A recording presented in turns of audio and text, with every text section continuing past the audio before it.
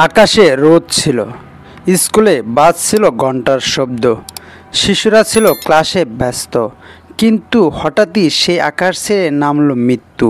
বাংলাদেশ বিমান বাহিনীর একটি প্রশিক্ষণ যুদ্ধবিমান দুপুর 1:06 বিধ্বস্ত হয় উত্তরায় মাইলস্টোন স্কুল অ্যান্ড কলেজের ভবনের উপর। যারা কিছুক্ষণ আগেও ছিল জীবনের পাঠশালায়, তারা এখন চিরতরে নীরব। স্কুলের ক্লাসরুমে তখন 7 থেকে 12 বছরের শিশুরা ক্লাসে বসা।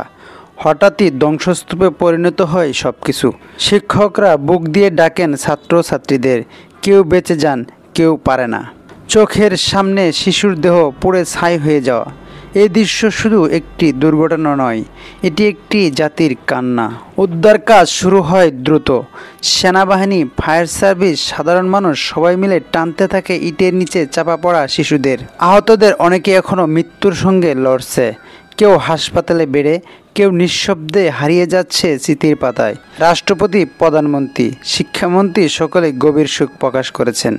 আজ 22 জুলাই ঘোষণা করা হয়েছে রাষ্ট্রীয় শোক দিবস। এই আঘাত আমরা কখনো ভুলব না। আসুন আমরা সবাই একবার বলি, ভালোবাসা হারায় না, জীবন থেমে যায় না। আমরা করব স্মৃতিকে শক্তি, চোখের জলে গর্ব ভবিষ্যৎ। চুম্বক টিভি সুখের এই দিনে শুধু প্রতিবেদন নয়, জানাচ্ছে একান্ত শ্রদ্ধা।